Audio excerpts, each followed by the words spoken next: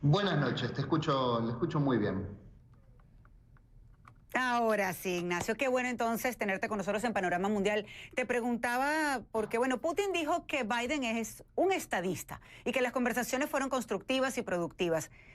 ¿Qué quiere decir esto, sobre todo para las relaciones entre los países y quién ganó más? Porque Biden dice que él hizo lo que tenía que hacer, lo que fue hacer a Ginebra, mientras que algunos analistas consideran que Putin logró de Biden lo que quería. Creo que por un lado hay que ver qué es lo que buscaba cada uno para ver quién es el que resultó vencedor. Me parece que por un lado Putin apuntaba a mantener una estabilidad, cierto status quo que bajara las tensiones. En cambio Biden apuntaba, perdón, estoy escuchando muy mal. Disculpe. A ver, nosotros te En estamos cambio, escuchando. No, adelante. en cambio, para Biden no creo que esta reunión, esta cumbre, haya sido una prioridad. Recordemos que Biden en estos días se ha reunido con el G7, se ha reunido con la OTAN y finalmente se reúne con Putin. La reunión con Putin, la cumbre con Putin no es prioridad para Biden.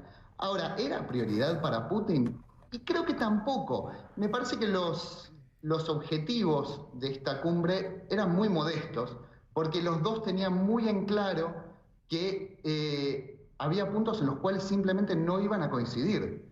Puntos como, por ejemplo, la detención de Navalny, de Alexei Navalny, Ujú. el famoso opositor que está detenido desde enero en Rusia. Puntos como Ucrania, por ejemplo, la situación en Crimea y en el Ujú. oriente de Ucrania, la región conocida como el Donbass. En estos puntos sabían que no iban a coincidir de ninguna forma. Ahora, sí hay puntos en los que podían coincidir y son puntos que quizás sean objetivos un poco más modestos. Entonces, por ejemplo, se llegó a un acuerdo para extender el tratado START, el tratado New START, que se Ujú. firmó en el año 2010, se va a extender hasta el 2026, que tiene que ver con la reducción de armamento nuclear. Se habló de llegar a algún acuerdo respecto al Ártico, a cómo manejar los recursos del Ártico, sobre terrorismo, algún tipo de defensa respecto al terrorismo que sea conjunta. Eh, y por otro lado también se habló de intercambiar prisioneros, prisioneros estadounidenses en Rusia y prisioneros rusos en Estados Unidos. Y, y el punto quizás más concreto de toda esta reunión es también quizás el más sencillo.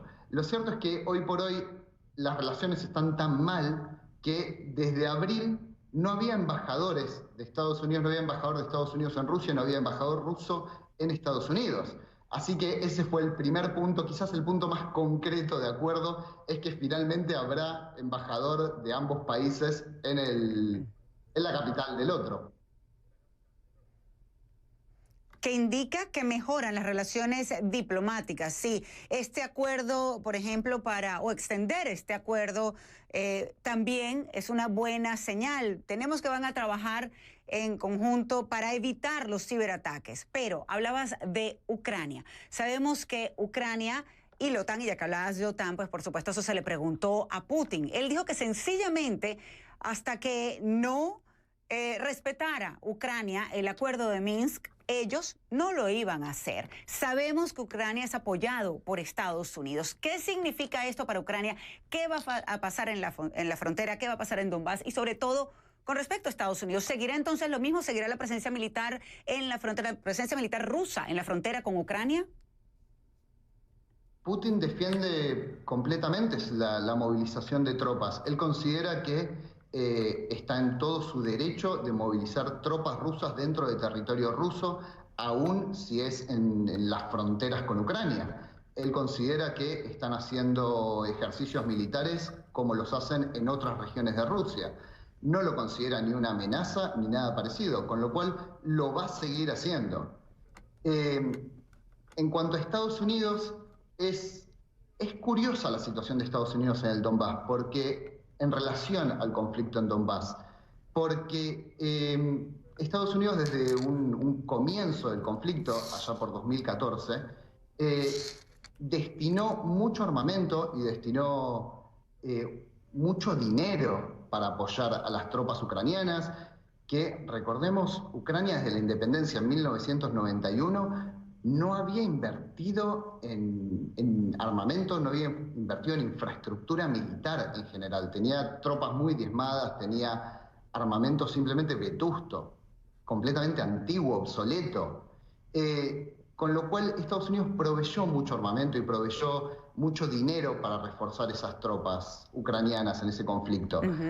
Ahora, en ese mismo momento, al principio del conflicto, Francia y Alemania le decían a Estados Unidos que no servía de nada seguir reforzando a Ucrania mientras la frontera del Donbass con Rusia, la frontera ucraniana con Rusia, estuviera abierta, porque Rusia podía enviar la cantidad de tropas que quisiera. ¿Cuál es la respuesta hoy por hoy de Ucrania? Es la incorporación a la OTAN. Ucrania necesita incorporarse a la OTAN y por ahora eso no va a pasar, porque le implicaría más problemas a la OTAN que soluciones, considerando este conflicto. Entonces, es algo completamente estancado. Sigue la tensión. Por eso no iban a llegar a ningún acuerdo. Y va a seguir la tensión, va a seguir la tensión. Hoy por hoy esa guerra está estancada. Va a haber altibajos, va a haber momentos de más tensión, de menos tensión, pero esa guerra hoy por hoy está estancada. Y pues a pesar que se habló ampliamente, como dijo Putin, pues no llegaron a una conclusión o algo que realmente pudiera solucionar el conflicto. Ignacio, un gusto tenerte en Panorama Mundial. Gracias por acompañarnos, Ignacio Utín, periodista especializado en Europa Oriental y Balcanes, en vivo desde Buenos Aires. Buenas noches. Buenas noches.